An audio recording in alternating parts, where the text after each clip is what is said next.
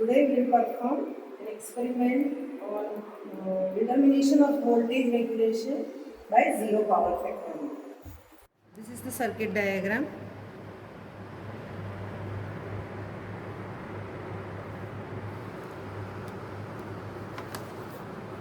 You can see that alternator is mechanically coupled with the DC shunt motor, and on an alternator three-phase variable inductive load is connected. For zero power factor method, we need load to be connected on an alternator having value of the power factor as 0.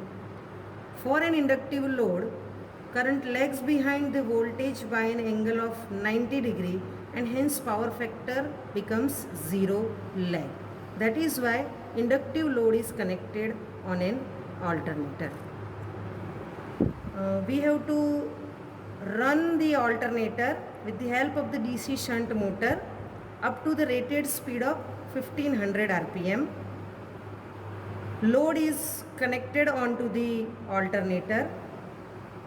After adjusting the speed equal to 1500 rpm, we have to give the field excitation to the rotor winding in such a way that current in this emitter becomes equals to the rated current of an alternator, which is 4.2 ampere for laboratory alternator. So we have to vary this single phase variac in such a way that current in this meter becomes equals to 4.2 ampere.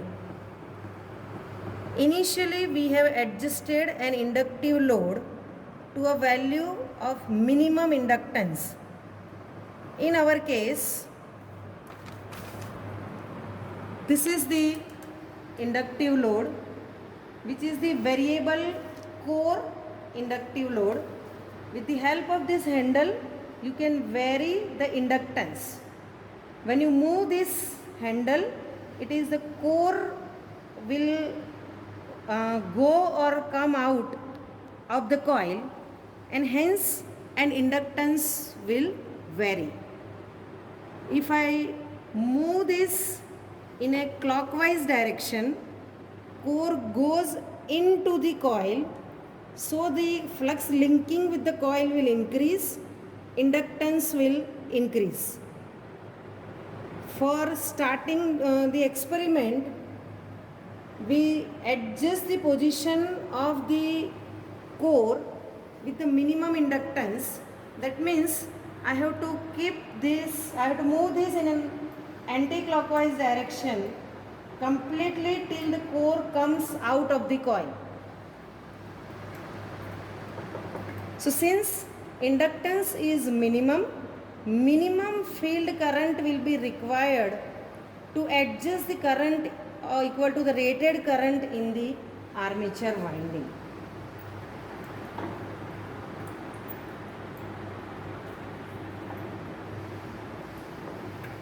So this is the position of, let us say, minimum inductance. For current required, field current required in the rotor winding will be the minimum to adjust the current equal to 4.2 ampere. After that, we will increase the value of an inductance. So this current will decrease from 4.2 ampere. Again increase this field current in such a way that rated current flows through the armature winding. So we have to adjust field current again in such a way that current in this meter becomes equal to 4.2 ampere. In this way we have to take the various readings, and each time we have to note down how much is the voltage generated across the phase and neutral terminal. We can maximum go till the inductance becomes the maximum offered by the load. That will be the last reading in an observation tape.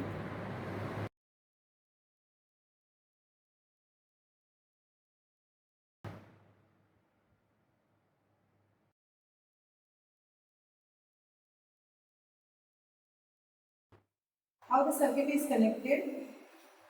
A double A, F and double F are the terminals for the DC shunt motor. Supply voltage required for the DC shunt motor is obtained from the variable DC source. So this terminals are coming from this wire is coming from the variable DC source. So that two wires are connected to the input terminals. Output terminals are connected to the DC shunt motor winding in this way, like positive goes to the armature. From the armature it will come to rheostat. From the rheostat to field current emitter. From the emitter to the F terminal of the shunt motor. Double A and double F are shorted and that will go to the negative of the supply. So these are the connections for the DC shunt motor. For an alternator, F, double F, R, Y, B and neutral are the terminals. F and double F are for the rotor winding. R, Y, B and neutral are for the stator winding. So DC supply required for the rotor winding is obtained from this variac and the rectifier arrangement. Single phase AC supply is given to this variac. So across this two terminal we will get the variable AC supply. Variable AC is given to this rectifier unit. So you will get variable DC at these two terminals. From here, positive terminal is connected to an emitter. From the negative, it will go to F terminal of the rotor winding. From the double F, it will come to the negative of the supply.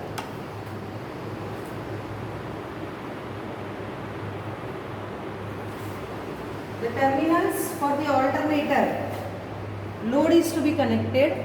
So R will go to an emitter. From an emitter, it will go to inductive coil. Now this is three-phase inductive load having 6 terminals on it, 2 terminals for each phase. We have to connect it in a star connection. So from an emitter, it is going to the first terminal. End points of each phase are shorted and it will go to the neutral terminal of the alternator over here. Same way, Y terminal of an alternator will go to the second phase of the load and B terminal of an stator winding will go to the third phase of the inductive load. Across R and neutral, voltmeter is connected to measure the voltage generated by stator winding.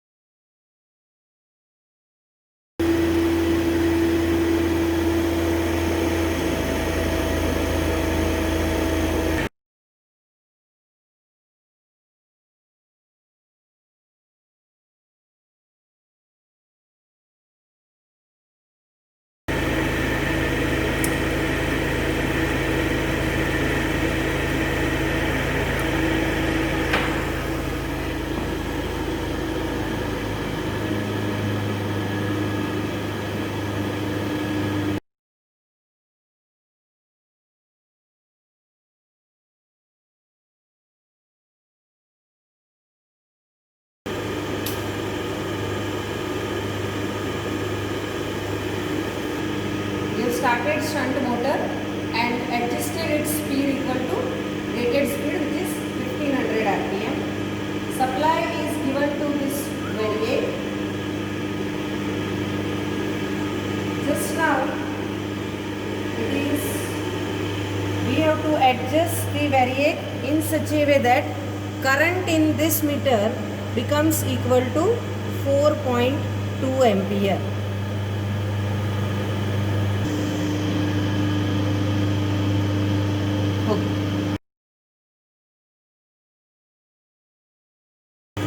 Field current is 0.31. Current is 4.2 ampere.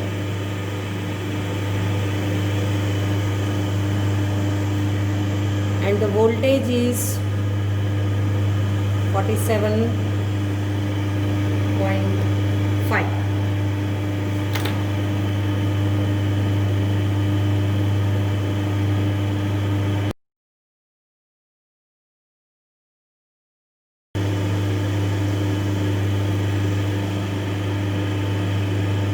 Now we will increase the value of inductance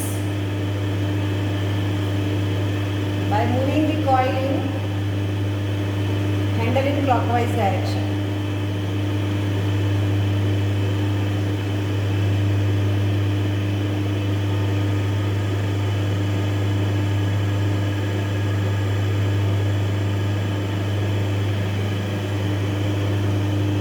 See, the current in meter has decreased.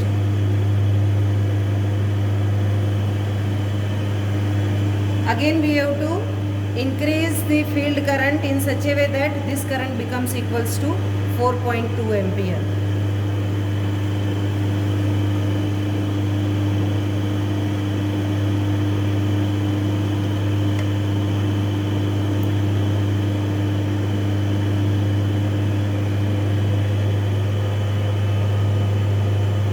Okay, very good.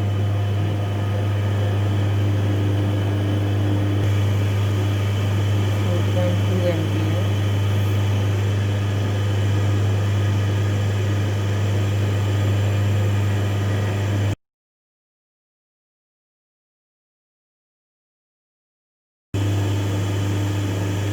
Again increase the value of inductance.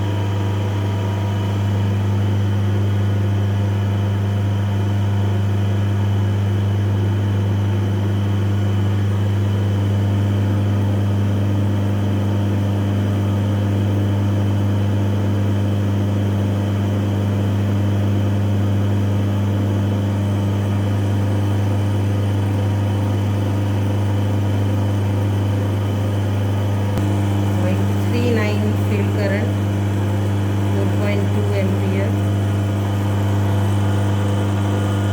Voltage is 76.5.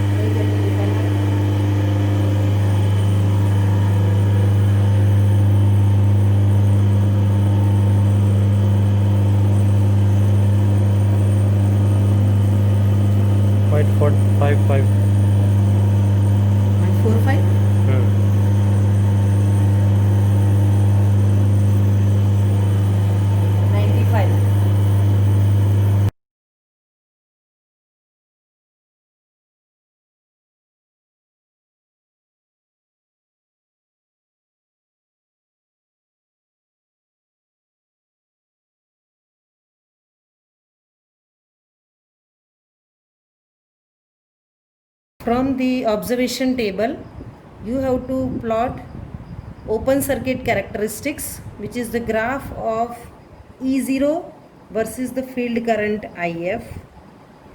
You have to also take the reading of short circuit test, in which OA is the field current required to circulate the rated armature current under the short circuit condition. In our reading, it is 0.34 ampere is the OA. You have to also plot the zero power factor characteristics from the reading, which is the graph of phase voltage versus the field current IF. So you will get the zero power ZPF characteristics like this. This is OCC, this is ZPF, and this is OA is the field current obtained from the short circuit test reading. Consider any point B on the zero power factor characteristics. From the point B, draw a horizontal line having a length equal to BH. This BH is to be taken as equal to OA. So BH is 0.34 ampere, which is the current, field current for the short circuit rated current to flow through the armature winding. So BH is 0.34 ampere. From the point H, you have to draw a line parallel to the tangent to OCC curve.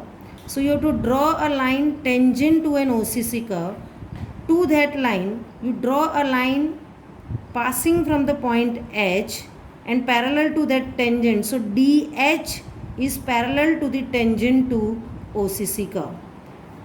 It will cut at the point D, join D with the B as well as with the H. So you will get the DHB, a triangle which is called as the Portier triangle. From the point D, draw one vertical line which will cut the BH at the point E. From this Portier triangle, you will obtain two things. DE is equals to leakage reactance drop I into XL, whereas BE represents field current required to overcome demagnetizing effect of armature reaction, that is equals to IF2. First of all, we have to calculate what will be the EMF. E is equals to square root of VPH cos phi plus I into RA whole square plus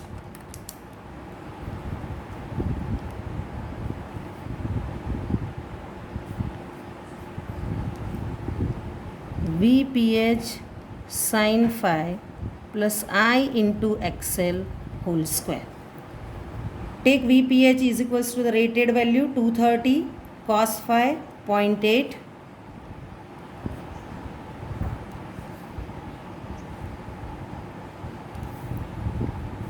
I into RA. I is 4.2 ampere.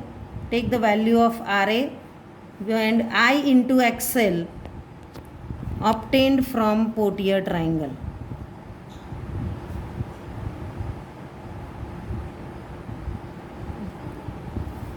Calculate E. Corresponding to E, from the OCC, find out the field current IF and call it as equals to IF1. IF2 already obtained from Portier triangle.